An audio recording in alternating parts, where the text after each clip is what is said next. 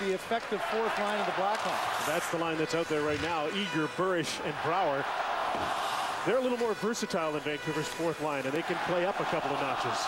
They got speed, they take the body, and they've really been able to get some momentum on the road for Chicago in those games 1 and 2. Here's a turnover, and Mats Sundin with Kessler and Mason Raymond get back into the Chicago zone. Sundin is after Cam Barker.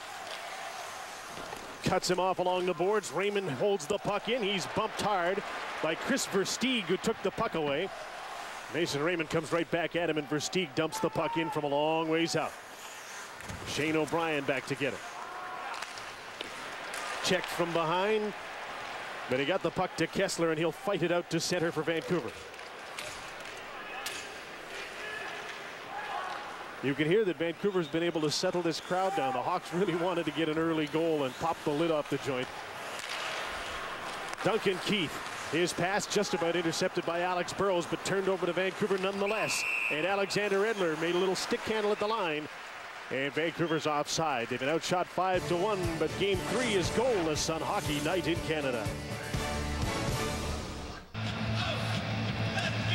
7:33 gone in the first here at the United Center. Here's the update on Sammy Salo, who, as Canuck fans know, did not travel to Chicago, but as Ron mentioned at the start of the telecast, he skated today in Vancouver, currently out as a result of the injury he suffered on scoring the first goal in game number 3.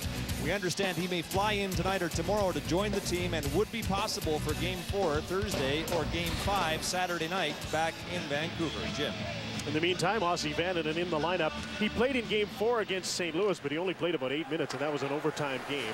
And the guy who got most of the extra ice time was Matthias Ohlund.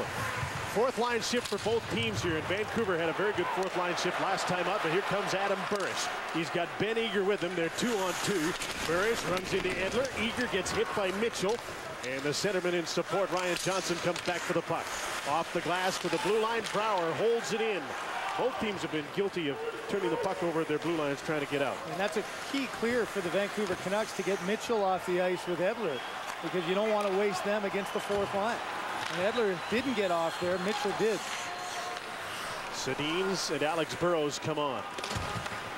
Ohlund with a long pass that Henrik Sedin couldn't control. Chicago counters with a checking line centered by Dave Bolin with Andrew Ladd and Marty Havlat. Havlat's already out at center. They're looking for that stretch pass on this play. Havlat blew the zone a couple of seconds before the Blackhawks even had full possession. Now he has the puck. Passes it back to Duncan Keith. His one-timer is blocked by Alex Burrows. And the Canuck winger gets out to center at the end of his shift.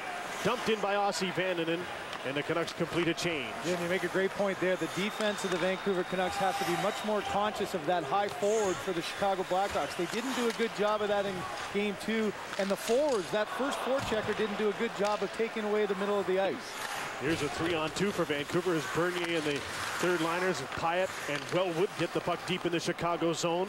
Brian Campbell trying to clear it, hit Pat Kane in the back of the leg. Willie Mitchell takes a slap shot. Happy Boulin the save, and the ricochet went off Bernier. Mitchell holds the puck into the line. Steve Bernier has Pyatt out in front of the net. Wellwood's there as well, shielding the puck against Chalmerson. Wellwood spins, Bernier, Mitchell, and the Canucks keep the puck in. Pyatt along the boards, had a look around before the puck got to him. He'll just cycle back for Kyle Wellwood. Bernier trying to get open in front. Pyatt's there. The centering pass, and Bernier couldn't get much of a shot. Good third line shift for Vancouver as Happy Boulin covers up. Well, this is the kind of game that the Vancouver Canucks have to establish, Jim. That down-low presence, that cycle, to keep the puck alive and work on the Chicago Blackhawks defense, something they haven't done all that effectively in the first 2 games. The behind-the-net play, and Happy Boulin quickly jumps on that one at the bench.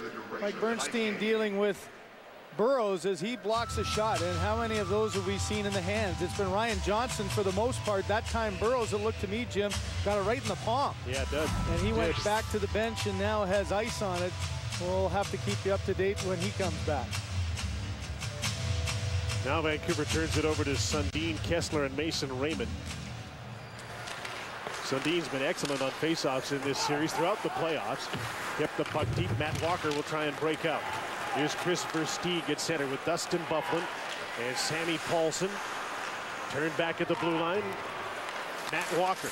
Raymond hustled over to him, so he just dumped the puck in. Luongo reels it in, had a little trouble with it, decides to hang on, and he's had the luxury of being able to freeze pucks because he's got such a good faceoff team. Well, this is what the Canucks have to stay away from, is getting any kind of penalties off of these types of plays. Jim, this new look line for the Vancouver Canucks now, you think about Kessler, he really never got much going offensively in the round one. He got himself going a bit in the first game, but Mason Raymond will add some speed. With Pavel Demitra out, Raymond's job is to start the attack, get in there and pressure the Chicago defense, open up some ice for Sundin, who doesn't have the best speed.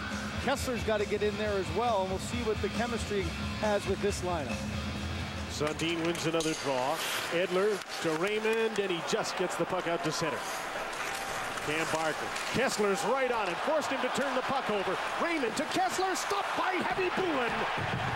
There's the speed you talked about, a perfect illustration of what that line can do, and Heavy Bulin keeps the Canucks from making it 1-0. Past the midway mark, first period on Hockey Night in Canada from Chicago. You think Ryan Kessler surprised Cam Barker because he got there so quickly on the forecheck? Well, he did, and that's what this line has to do.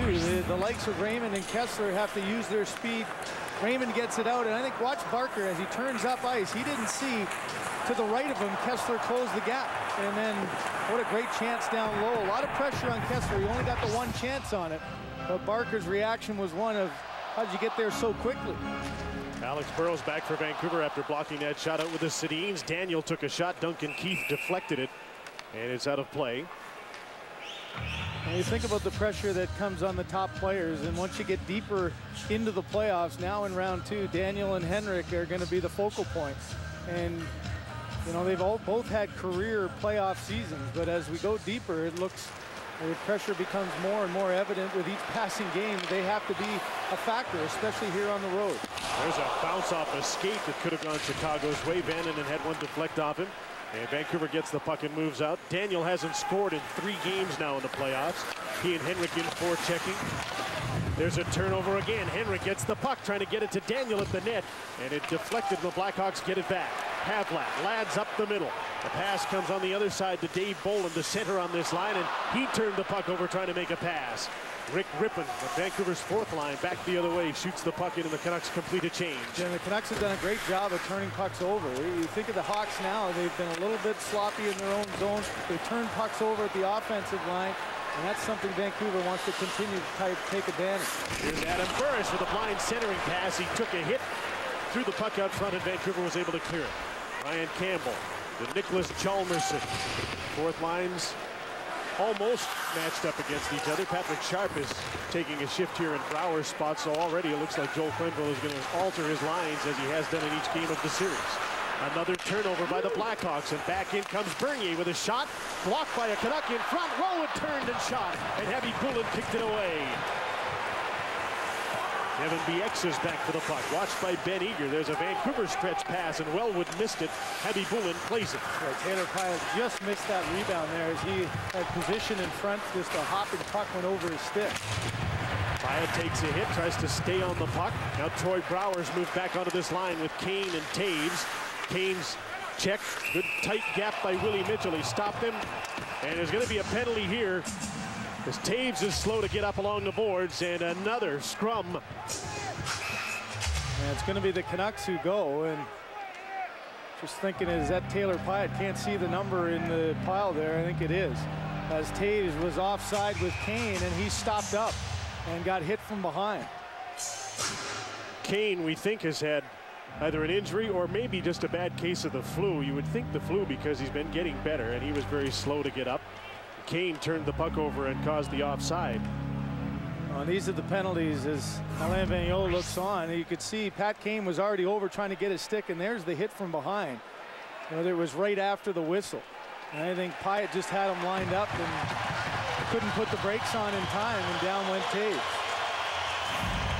Boarding is the call.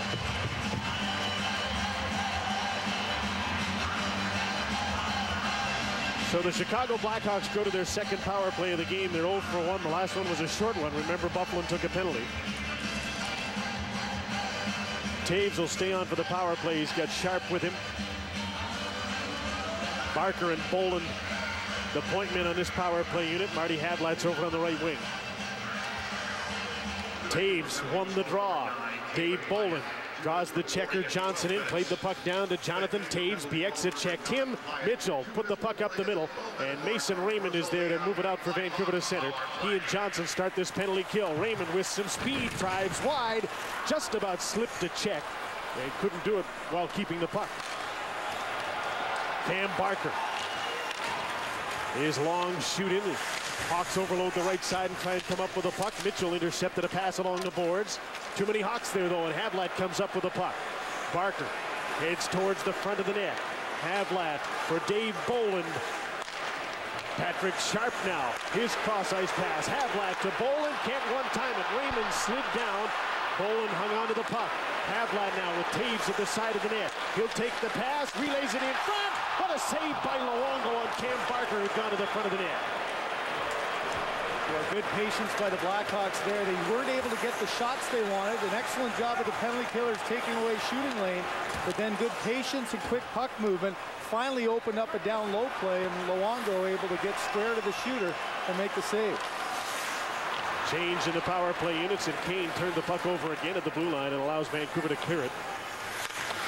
Burrows and Johnson, Olin and Edler out on the penalty kill. Dustin Byfuglien's up front for Chicago. There's Kane again. He and Versteeg turned the puck over at the blue line, retrieved by Brian Campbell. Here's Chris Versteeg. Kane with Byfuglien driving the net. Decides to kick it back to the blue line. Campbell and Seabrook play catch. Kane with an opening. Screen shot blocked by Alexander Edler, so it didn't get through to Byfuglien or the goaltender. And Byfuglien had a big screen set up in front of Luongo. Here's Brian Campbell. Again, the screen forms in front. Seabrook. Campbell shoots, blocked by Ryan Johnson. That's the 6th time he's blocked a shot on the penalty kill in this series, and Pyatt's back on. Vancouver's had another good penalty kill. And this game remains scoreless. Just 1 shot on goal and 2 blocks for Vancouver on the penalty kill. That's textbook killing in terms of being patient and pressuring the points, but then making sure that they stay in the shooting lane. It was taking away the options the Blackhawks thought they had.